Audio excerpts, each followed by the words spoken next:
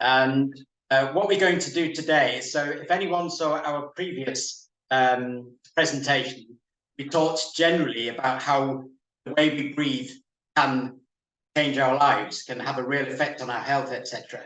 Today, we're going to drill down a little bit further and look at carbon dioxide. And as was mentioned in the introduction there, carbon dioxide has a lot of negative connotations. And we feel that the record needs to be set straight. So, Annette, would you like to continue on that, or shall I? Really, this is to, I'm not going to say get excited about carbon dioxide, because that would probably be a step too far. But we tend to think of it entirely negatively. It's a waste gas, something to get rid of. But actually, it falls into the same sort of category that we now know bacteria comes into. Quite a long time within our lifetime, for most of us here, I would imagine there's been plenty of, at least we've seen plenty of wipes to clean bacteria and sprays and goodness knows what else to get rid of bacteria as if it was all bad. And then suddenly we realized, oh, there's a microbiome and we need it. So we need good bacteria, and there's also still the pathogenic bacteria. It's not dissimilar with carbon dioxide. It performs some absolutely vital roles, to the point where if you didn't have carbon dioxide in your blood, breathing would be, well, more than challenging for you, to the point of being almost impossible. So that's what we want to look at today, why it's important, what it does, and to see that it's not something to be afraid of and always try to breathe off, which is one of the reasons we end up with dysfunctional breathing. So we've got something to test you with first, I think, if you want to take that on. Yes, so we're going to do a simple test of, really, it enables you to test your breathing efficiency. And it's called the body oxygen level test. And it's fairly straightforward, fairly simple. If you've got access to your phone or to a watch or a stopwatch, you might want to have it by you, because we want you to test how long it takes you to before you need to take a breath after the exercise. So we'll go in and explain it. And I also just need to give a caveat that this test is safe, but if you have a very if you're very subject to panic or anxiety, it may be worth just leaving it to one side. But generally speaking, it is safe. It doesn't involve really strong breath help. Because it's you, your own body is going to tell you when to breathe. So it's all down to you. So I'll just talk through it before we do it. So what we want you to do is take a normal breath in through your nose. So keep the mouth shut. So a normal breath in through the nose, a normal breath out through the nose, then pinch your nose and hold your breath until you feel just an urge to breathe. So it's not a test of how long you can hold your breath. It's not a competition. It's really just obeying the signal that, oh yeah, it's time to breathe again. So you might feel it in your diaphragm, a little kind of twitch, or you might feel it up here in the neck. So when you've finished, you should breathe normally again. So it shouldn't have been a forced breath hold. So if everyone's understood that, we're going to give you a little I'll demonstrate. Yes, Annette will demonstrate. I'm going to deliberately keep mine short, because I don't want to influence how long it should be, because there is no correct length. The correct length is what works for you. It is literally that. So I'm going to deliberately keep mine short. And once we've done it, we will just go through. We won't ask you for your results. We will just explain what's the kind of different scores. I think it's okay to put the results in the chat if you feel you want to. It can be quite useful for us if you want to, up to you, but just in the chat. Okay, so when you're ready, if you've got your timer ready, so we'd like you to take a normal breath in through your nose, normal breath out through your nose, hold your nose, and then when you feel the first urge to breathe, just breathe again through your nose and measure how many seconds that was. So we'll leave it a little while for you to do that. If it goes wrong the first time, try it again. But leave it for about a minute before you go again.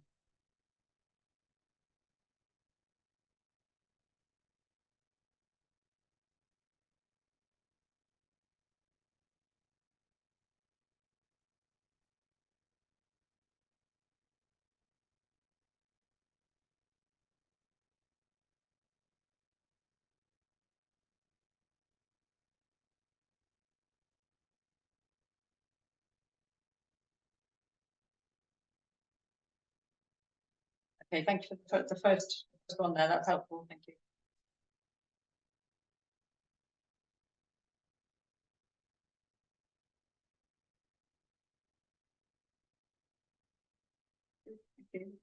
Thank you for putting it in. There's no value judgment on the result at all. And of course, because we can't see anyone, there's no video, and that's absolutely fine. We don't expect people to be on a video, especially. But because we can't see you, we can't really give you feedback on whether you did it right or not. So it's a fairly straightforward test, and it's just to give some feedback on how efficient you are breathing. In fact, the test does indicate how well you tolerate carbon dioxide building up in your body. And we'll come on to explain why that's really relevant. So we call it a body oxygen level test, but in reality, it's kind of testing your sensitivity to carbon dioxide. This is really helpful. Thank you for this, for putting the results in. Okay, so I think we'll move on. We've got a number of results there. It's really useful feedback. Yes, it really is. Yeah. So, okay, so I'm going to take it more or less in fives. If your bulk score is 5 or under, then I'm probably not giving you any new information by telling you that you possibly have trouble breathing and that you get breathless. It is a sign of dysfunctional breathing. I would always, and I do always say, it's good news too, because it means that there's somewhere to go. You can get better, you can improve on this. It really is only measuring your sensitivity to carbon dioxide. And that gas is telling you to breathe, and it's telling you too soon. We've got out of the habit or the natural way of responding to carbon dioxide, and we're over responsive to it at the moment. So that's what a lot of this is about today. If your score is 10 or under, then obviously still your classed as having dysfunctional breathing, and this is not unusual. In fact, I will mention an Olympian we heard about, this is an Irish Olympian. His score was 12.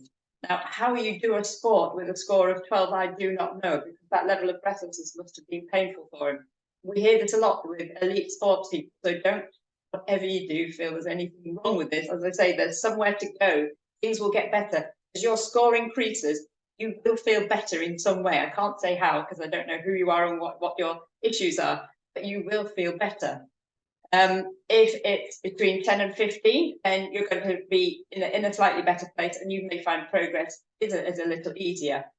20 to 25, that's looking good. You are going to be in a much better place. Things are working better for you.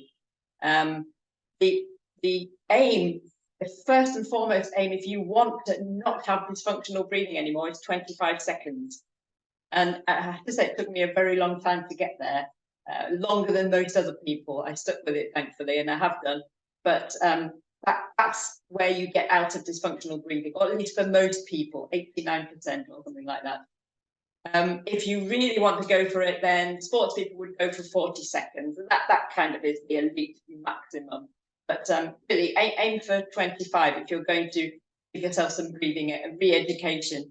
That's the way to go. So it's really helpful that you put those scores in there, because it will give us an idea of what to tell you in terms of some of the exercises that we're going to do. Okay. Yeah, so we're going to talk about some of the main functions of carbon dioxide. We've also mentioned how we tend to look at it rather negatively, tend to think of it as a waste gas that we produce when we convert food and oxygen into energy. We also, of course, have the issue of the media constantly telling us that carbon dioxide is leading to global warming. And therefore, again, it's another negative connotation about carbon dioxide, but it has a really vital role in our body. We should regard it as an ally rather than as a foe. But the first real important role of carbon dioxide is it is our first main stimulus to breathe. And as Annette's already alluded to in the results of the test, every one of us has a greater or lesser tolerance to the buildup of CO2 in our body. And this can be a key determinant of functional or dysfunctional breathing. So if we're very, very sensitive to carbon dioxide building up, because it's the first stimulus to breathe, it means that our respiration is going to be faster, quicker. And that can lead to a number of issues, chronic hyperventilation, for example. So that doesn't mean to say that we're gasping for breath always, like hyperventilating in the kind of way that we see it in the movies. It could be just breathing too much for our metabolic requirements. And that's actually not a good thing over time. And it can lead to a number of problems. Carbon dioxide also is the regulator of our blood pH. And so if you understand a little bit about blood pH, it has to remain within a certain range. It goes too far either side, and it could lead to health problems, and it could be also fatal, ultimately. Acidosis, for example, or alkalosis in an extreme case. So it's really, really important, therefore, that our body really is the main kind of regulator of this. Our body has, our autonomic nervous system is fantastic. It basically brings our body back into balance or homeostasis. So, for example, when our blood is too acidic, which can happen, for example, let's say if we eat a lot of processed foods, then to bring the body pH back into its normal range, we breathe off carbon dioxide. When it's too alkaline, then we slow our breathing to allow carbon dioxide levels to rise. So going back to the first example there, for example, if we eat a lot of processed foods, we breathe off the carbon dioxide, bring the pH level of our blood back into balance. And if you're constantly eating those processed foods, as well as causing problems in the general health, because there are a lot of things in those foods that might not be great for us, as we know, lots of salt, sugar, and fats. The other thing is, it's going to make us breathe chronically faster, and that can be one of the things that tips us over the edge in terms of our breathing. So eating whole foods, particularly plant whole foods, is going to be good for us because, generally speaking, they're more alkaline forming, and it helps to keep balance. So blood pH, regulating blood pH, is the key role of carbon dioxide.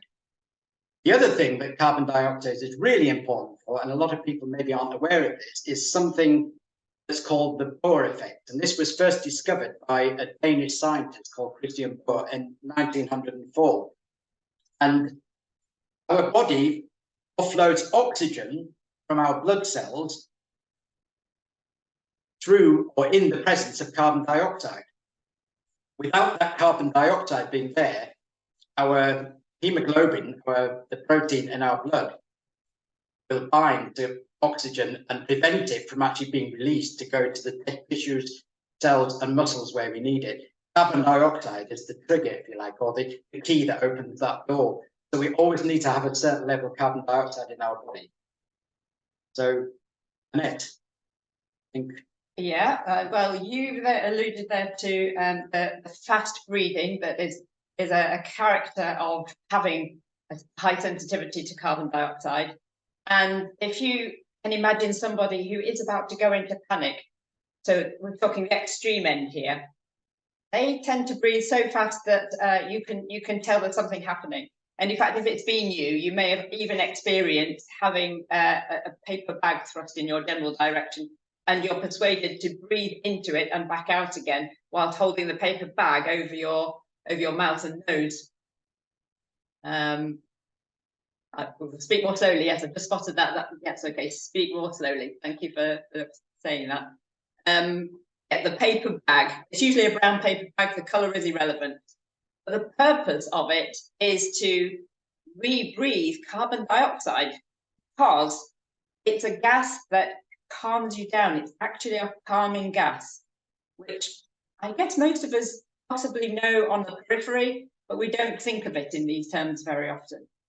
It can not just calm, but it can also be really helpful for getting you to sleep. And I've got an exercise now that I'm going to ask you to try if you're willing. Again, if you are, for example, in the first trimester of pregnancy, don't do this one. It's not suitable for you to do any of the exercises. Also, if you have a particular health condition, you may think twice about it. It's up to you. It is generally safe, this one. I'm going to say straight away that I am the only person I have met so far that initially hated this exercise. I couldn't do it. I felt panicky. I had my own hands there because that's what it's going to involve. I felt panicky. Everybody I've worked with so far, not only can they cope with it, they like it. And that's been a huge surprise to me. So what I want to prove to you is that it does have a soporific effect. So if you're willing to try it, it means cupping your hands over your nose and mouth and just breathing. Now you can do one of two things here. You can breathe just normally, in and out, through the nose, or you can take it down a little bit and breathe a little bit less if you feel you can do that.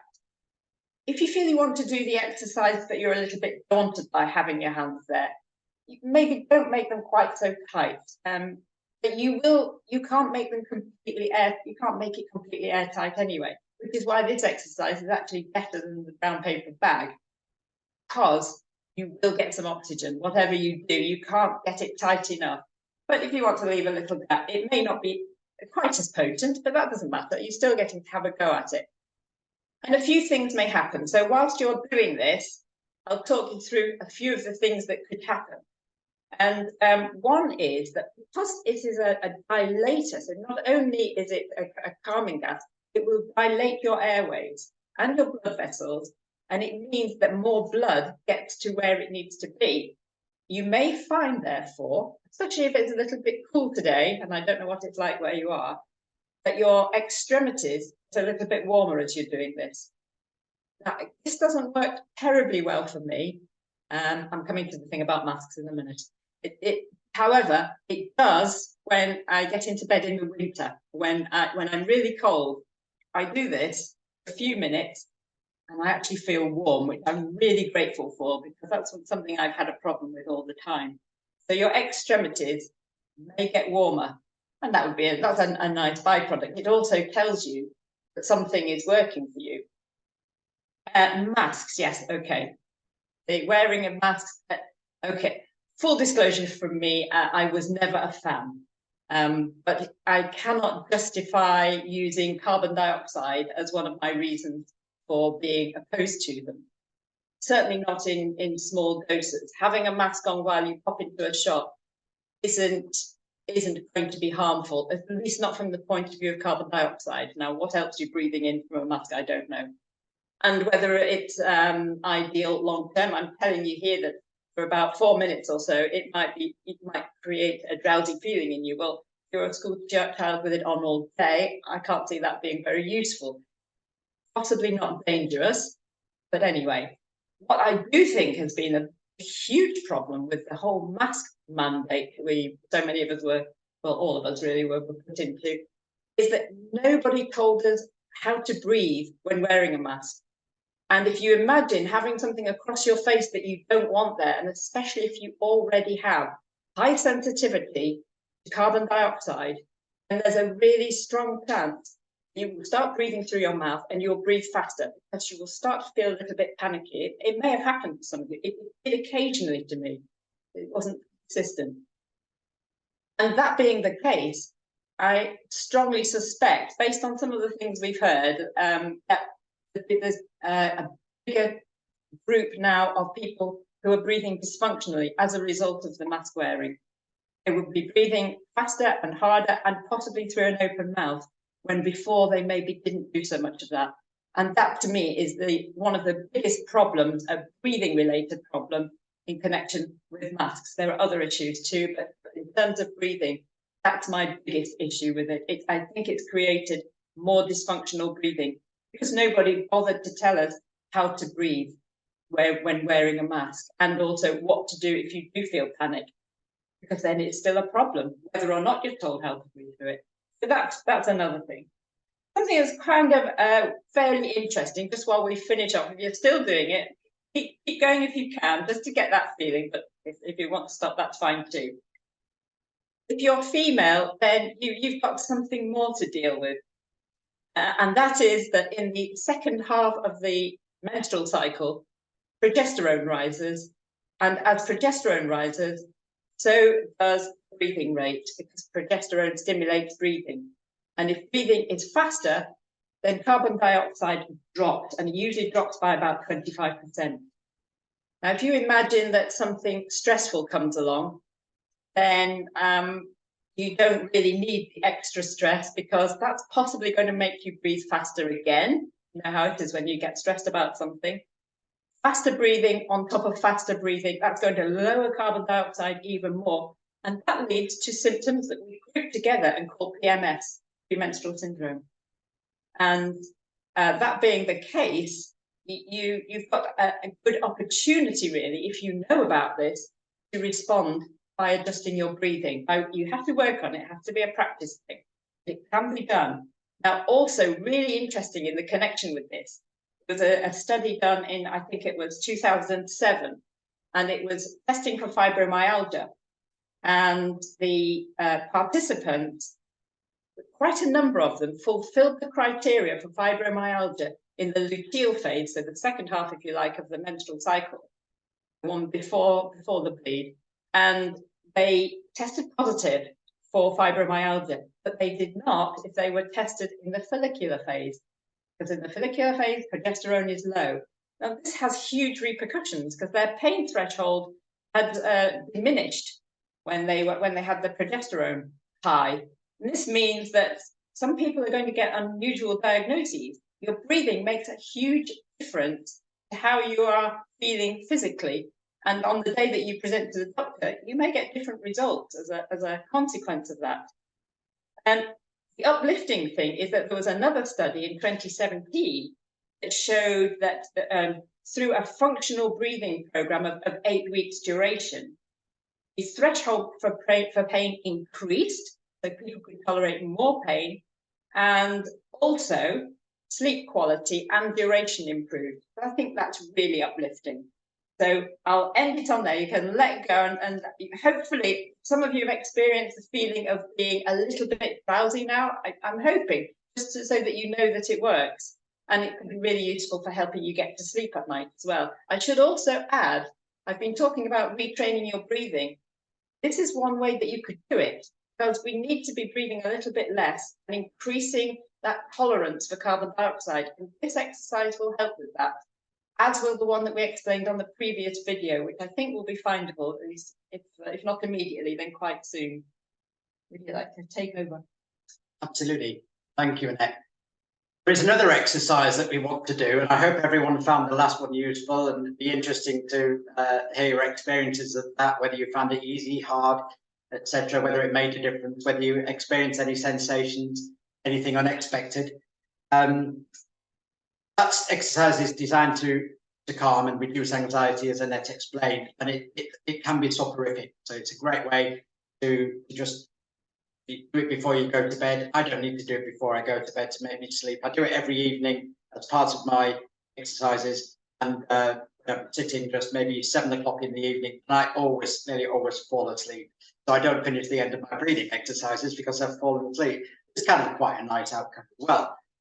But there is another exercise which is going to help to kind of restore a little bit of focus, but also is something that's incredibly effective, or can be incredibly effective, at unblocking a congested nose.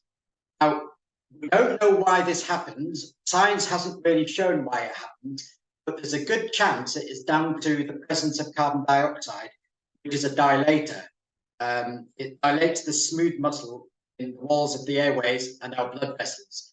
So the exercise we're going to do now is we're going to ask you to hold your nose. So take in a normal breath through your nose, a normal breath out through your nose. I'll demonstrate it before you do it. Right. So again, normal breath in through your nose, normal breath out through your nose, hold your nose. And then I'm going to ask you to either nod up and down like this while still holding your breath, or you can sway side to side like this.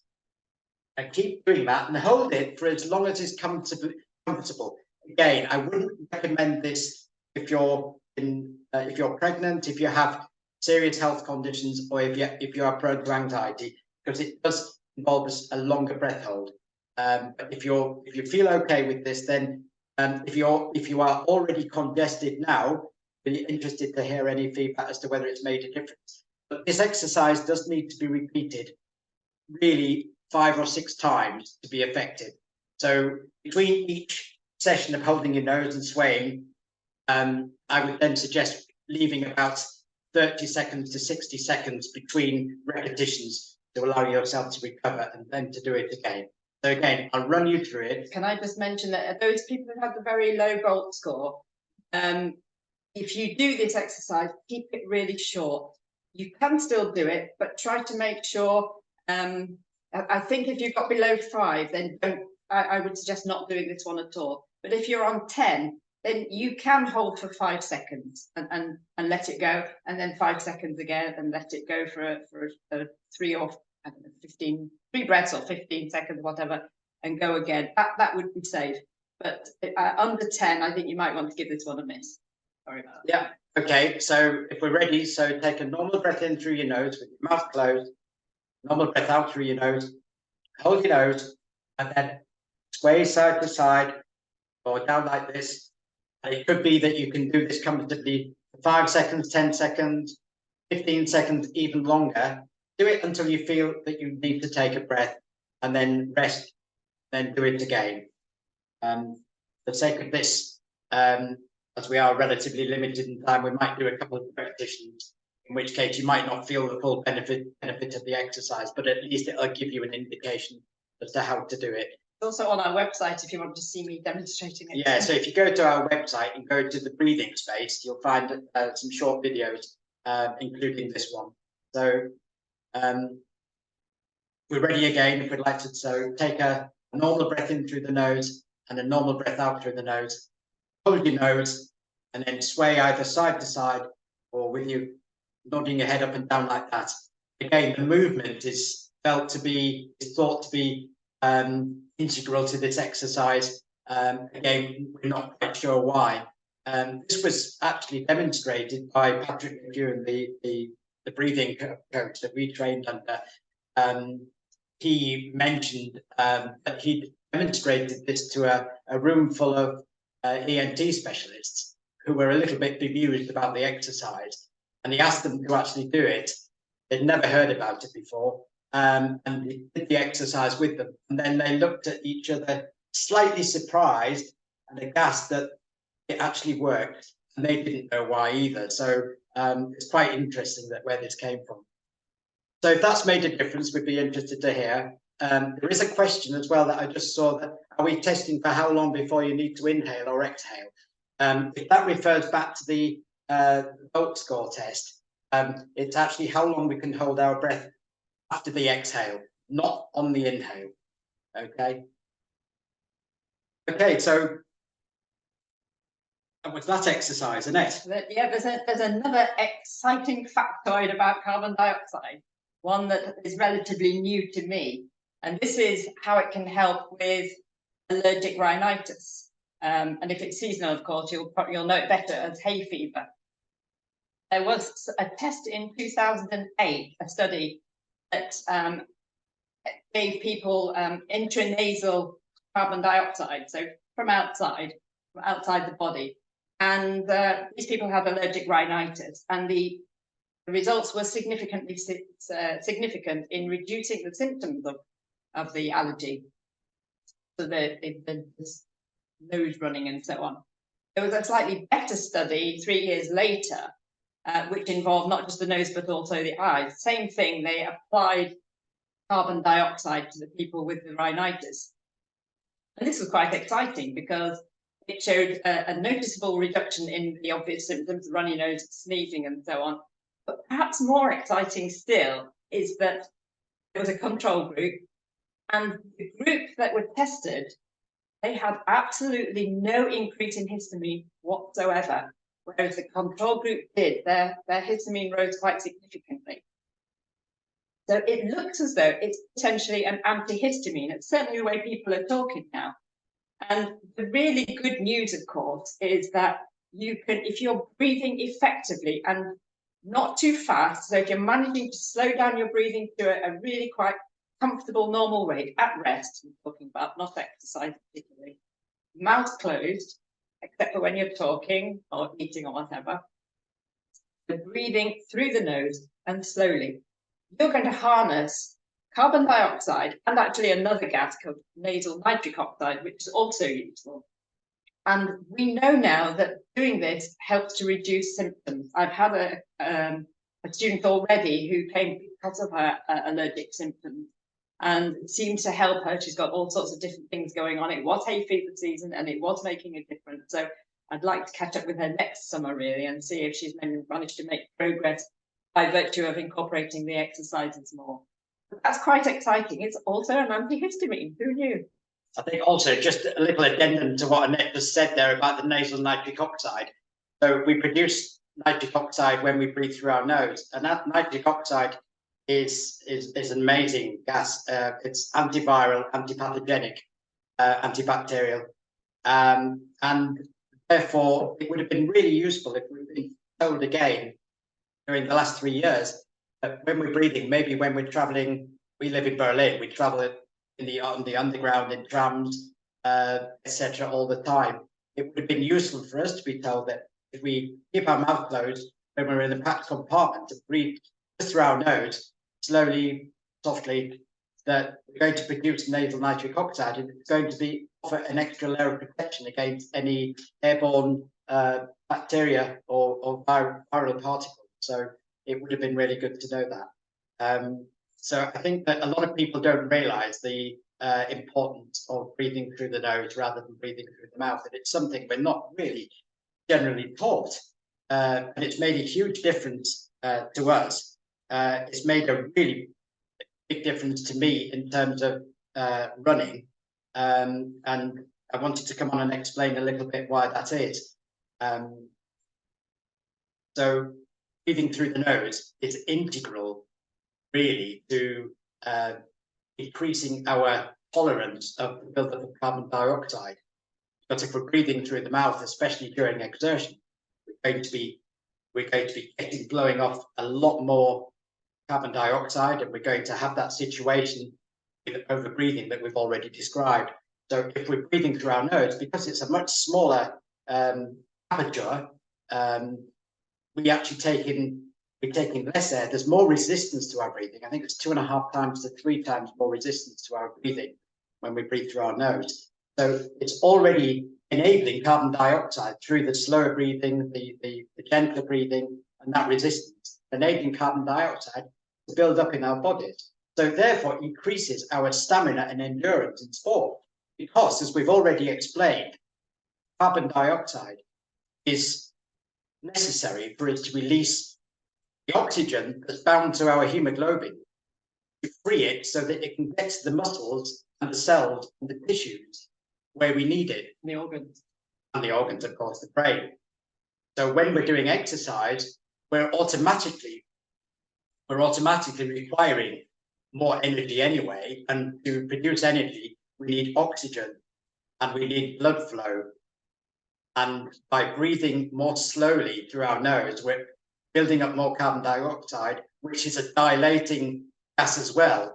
We're getting the best of all worlds. We're able to deliver that oxygen to where it's needed. That's also really key. If you think about when we're getting tired during exercise and we start panting, well, if we're panting, we're going to be giving off even more carbon dioxide. But what I've trained myself to do now is to run with my mouth closed. I can run about 4 kilometers comfortably now. That's about my comfortable level generally. With my mouth closed, I only breathe through my nose. I feel less tired. I don't have to recover afterwards. I can have a conversation with Annette as soon as I've finished without gasping for breath or anything. I'm 60, so it's not like I'm not ancient, but I'm also not in my first flush of youth. So I'm quite proud of the fact that I can do that without feeling out of breath. It's also really key for people who suffer from asthma and maybe exercise-induced asthma. Because if you breathe through your mouth, not only is it going to cause extra panting and blowing off carbon dioxide, you also lose 40% more moisture through your mouth, so you're going to be requiring more fluid. But it's also really important to know that when you breathe through your mouth, it's going to dry your airways. It's going to also constrict your blood vessels because you're breathing off the the dilating gas carbon dioxide, it's no longer effectively being used in your body. So your airways are going to constrict, which is going to exacerbate the feeling of struggling for breath that asthmatics feel. So the thing that asthmatics need to be doing is to be softening their breathing through the nose in and out, calming and dilating their blood vessels. And if you can do this in sport as well, it's going to deliver a much better performance. I do realize that there are people who are not going to be able to necessarily engage in sport or even any kind of physical exercise, maybe other than just walking. That's absolutely fine. And all that you need to do is to just remember, if you're just walking, even if you're going shopping, you're walking into the garden, just keep your mouth closed, breathe through your nose in and out. And that's already going to help to build up your tolerance to the accumulation of carbon dioxide. And it might feel a little bit challenging at first. And if it does, slow your pace. And then you'll be able to do it. And as your breathing muscles strengthen, you're going to be able to improve things as well. It can be a long process for some people. It could be a shorter process for other people. But I think the bottom line and the message is just don't be afraid of carbon dioxide. We need it for better oxygenation. And that may be a surprise to some people. So I think that's probably covered everything in terms of the role of carbon dioxide. I think I just wanted to close by saying if anyone is interested to learn more or interested in our breathing programs, you can go to the breathing space on our website. And we do run programs for people. Annette tends to work more with people who have medical conditions. I tend to work with people who want to raise their game in sport or maybe be able to feel less breathless on exertion. And we'd love to hear from you, and please do get in touch. So I think that's it. Unless you want to have another go at the bulk score, now that you've done some exercises, it can be quite interesting to see whether or not it increases. But that's a really good idea, actually. Yeah. Very similar. Well, it'd be exactly the same as what you did before. So it's again a case of taking a normal breath. Sit up nice and straight, by the way, if you're sitting, because that keeps the airway much clearer and the lungs able to do their job better. So it's a normal breath in through your nose, a normal breath out through your nose, and then you pinch your nose and time how long it takes until your body says, I need to breathe again. Your breathing when you finish should be the same pretty much as before you start doing the test, to give you an indication. So just see how it is after sitting relatively still for a while, if that's what you were doing, and if you were doing the exercises, you may notice a change. Not always, but you may do, and it would be interesting to see whether you do or not. And again, you're very welcome to put your results in the chat. And if you do, say if it went up or down, that would be interesting to see. There was one other consideration as well. But if you're still doing that, if you can concentrate on what I'm saying, there's one other consideration as well with regards to breathing through the nose and allowing the carbon dioxide to increase in our bodies because of that dilation. Because it's sending more oxygen and more blood to our brains, enables better decision making and more focus. And you may have seen two fairly well-known sporting celebrities recently were spotted in the media wearing a mouth tape while they were training. The Polish tennis player Swiatek, who won Wimbledon this year, was seen in training wearing the mouth tape, and she didn't know why she was doing it when she was asked, but I'm pretty certain her coach knew what he was doing, and it was to enable her to both feel less fatigued during her training, but also to make better decision making, which is really important in tennis. And the other one is the Manchester City football player, Norwegian striker Erling Haaland.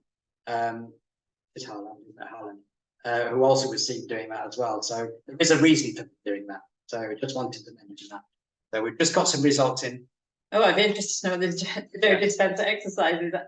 Yeah, interesting. I've been a fan of the dispenser in my time.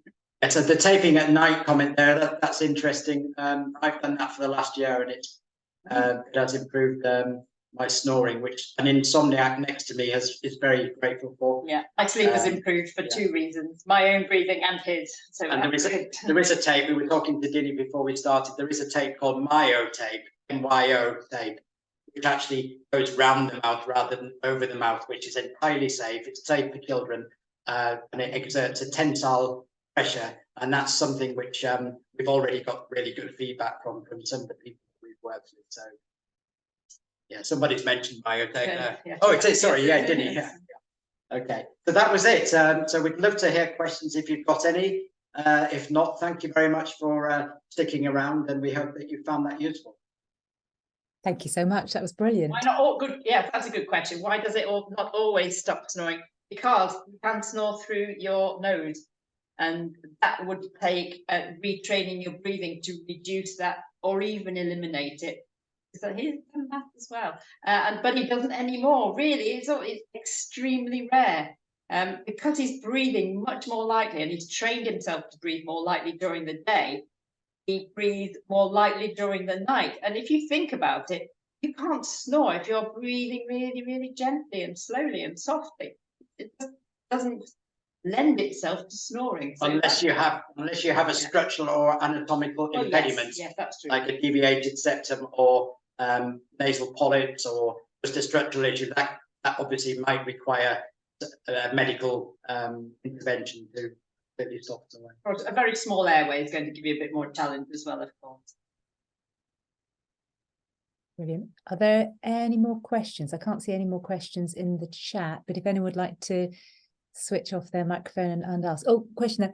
Why does one nostril block and then the other randomly block? I love this question. And I wish I could actually answer it.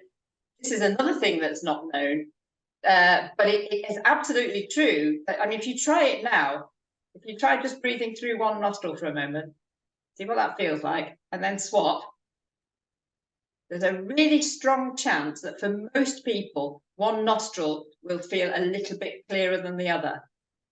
But what's really interesting, if you think about it, in a few hours' time, try again, and there's a really strong chance that it's swapped over. Why we cycle, we don't really know. There are a few theories flying around, but nobody really knows. The other interesting thing that can be useful, especially if you get any kind of blocked nose during the night, if it's blocked on one side, then it's very often the side that's closest to the pillow. If you swap over, it will eventually, in most cases, drain away, and then it's clear. So that can be useful as well. And we would recommend sleeping on your side anyway, because you breathe better. On your back, you're more likely to snore, and even it's a bit more dangerous for sleep apnea. So if you're on your side, just if the side that's closest to the pillow is blocked, go to the other side and lie there for a while and see if it'll unblock. It often does. I found that really useful. I wish I could answer that question. I don't know. I'd love to know why. If anybody does know why, say. Okay, the other question is, my breathing is extremely shallow. Isn't the need for oxygen driving the need to breathe rather than CO2? That's a good question, yeah. Yeah, it's so breathing being shallow, that means often if breathing is shallow, that means we're breathing into our upper chest, where the gas exchange isn't really allowed to take place, because we need to be breathing deep. And breathe deep, we don't mean a big breath, we mean breathing down here with using our diaphragm. So our ribs should laterally expand sideways when we breathe outwards like that, as well as front. We should be breathing front, forward, and sideways. And the sideways one is one that often gets forgotten. But if you put your hands at the base of your ribs and just breathe through your nose in and out, you should feel your hands moving in and out as you do it. If you don't feel that, then you're doing it wrong. It's a really good exercise to try and encourage this as well, which is lying on your back with your knees up, your knees bent, and placing maybe a book on your abdomen, on your tummy, and then breathing. And you'll see, if you're doing it right, the book will go. You'll see the book going up and down. So it's about retraining. The other thing about oxygen driving the need to breathe rather than CO2 is there's a device called an oximeter. We have a pulse oximeter, which Annette has here, which I think she was going to mention earlier. And this, basically, if you put it over your finger, it measures the amount of oxygen you have in your blood. And for most people, it's going to be somewhere between 95% and 99%. It could be lower if you have serious, if you have COPD or if you're a serious asthmatic. But generally speaking, it should be between those levels. And most people nearly always have that level of oxygen in your blood. So breathing more in isn't going to be help, because we don't need to breathe more in. We need to release what's already in our blood, the oxygen that's bound to our hemoglobin in our blood. And that's what we do through carbon dioxide. And we do that through encouraging light and soft breathing. So I hope that makes sense. It's hard to explain very briefly. But this is what we train in the exercises with our clients. We train this breathing. And Annette's just gone. She's just seen another question. It was the one that did it. This was it. I read this eventually. People told me it was a good read. I read it and thought it was absolutely fascinating. And yeah, and it's the James Nestor book, and that's what informed me that I was breathing dysfunctionally, which I did not know at all. So it's that set it off for me. So this is the book to thank in my case. It's opened a whole new world for me. We've devoured a number of books now on. There was an excellent book which has been written by Patrick McEwen called The Breathing Cure, and it's like a medical textbook. It's fabulous, it really is. And he's very highly respected by James Nestor. Yeah, he gets a mention in this. And they've done a couple of podcasts together as well. So. Can you just say the name of the book again so I can type it in? It's called Breath. No, sorry, the second one that you mentioned. Oh, the second, sorry, yes. Patrick McEwen. Yeah. It's called the Breathing Cure. There are two that we can recommend. The Breathing Cure, which is, yeah, it's like an encyclopedic home of information. It's all in there, everything. Even the female breathing he's covered this time. And then we've got the Oxygen Advantage, which is very much kind of looking at particularly the sports area, which is the area that I was particularly keen on. And Patrick is a lovely guy. He's very humble. He's extremely. He explains things so clearly and so accessibly. And I really recommend checking out some of his podcasts. We've learned so much from him. Brilliant. Thank you. So I was just writing down the books. Are there any other questions? Sorry if it was echoey as well. We had some feedback saying it was a little bit echoey. It could be because we're in a room without a great deal of things. No carpet, carpets, etc. It's a wooden floor. Maybe that's it.